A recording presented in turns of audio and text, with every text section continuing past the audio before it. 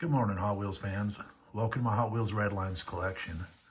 Today we're going to look at and talk about the Mongoose and the Snake for 1973. Now, I don't have the Snake for 1973, which is one of the cars I'm missing out of my complete collection, and it's just a affordability thing. Most of your Snakes and Mongooses that are in decent shape like this one run anywhere from 500 bucks up to probably 1,500 bucks. The $1,500 one is going to be absolutely mint, and the $500 one is about what you're going to see on this car. Now, there's a few things on these cars to kind of talk about, but let me see. First, we'll kind of talk paints. So as everybody knows, they went from Spectraflame paint to enamel paints. So on the Mongoose, they only did two colors. I shouldn't say only, I should just say they did two colors. So you had two options. You could get a blue one or a red one of the Mongoose. The Snake came in white and yellow enamel paints. Now, the original ones had windshields in them, and I've seen people try to knock the windows out of some of the blue cars and the white cars and the yellow, and then try to pawn them off as being 1973s. So that's something people have to watch out for. And there's kind of a telltale sign. And I'll kind of go over some of it, but the biggest thing you can look at if you're looking for a 1973 Mongoose or a Snake is that the motors that they put in the cars originally were pop rivet. And in 73, they cast them into the base of the car. And I'll kind of show you what I'm talking about. So you can see this one. See how you have that little star right there? And if you look at this, see if I can get this up right. But that motor is put in there and then pop riveted. I guess that's the word to look for, to hold the motor in place. So this hood prop right here is easy to tear out and then try to trick people into thinking that they're buying a 73. But if you look at the car and you look at the bottom, like I said, you'll see this piece right here, and then that will tell you that it's not a 73. If you were to look at the 73, you can see that that is no longer there. They filled the hole, and the motor itself is cast into the base. Another way to identify these cars are by numbers. And sometimes when you're looking at them online, people won't show the numbers, and some people will. So if they're willing to show the number, chances are it's a legitimate sale. But you'll see here on the base, right there, you have 6969.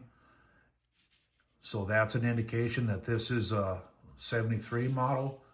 And then you'll also have it, see if I do this without hurting the car. But right up in here, you'll also have 6969. And you see that? So that's a way to identify the cars. So if you're looking at white ones and somebody knocked the glass out of it, just look at the base, because the base is going to be one of your bigger indicators of what you have. Because like I said, the motor is built in there solidly. Solidly? I guess that's a word. It's the only word I can think of for now. But if we look at this one here, though, this is a really good example of what it was or is for 1973. And like I said, I just can't afford the other ones. I want to, but I don't want to say I'm cheap, but it's very expensive. You can see this one has painted tail lights. This one does not. And I'm only using the cars as a reference, if that makes any sense. I hope it does, but Anyways, we'll move this one to the side for a minute. You can see this one has hole through wheel in the front, has caps in the back, has a really good base. The paint itself is in good shape. It does have the original roll cage. And the one thing I don't like about the way they did this car is that this thing opens up a long ways. So even though my pins are still in good shape, that's just a long ways to go.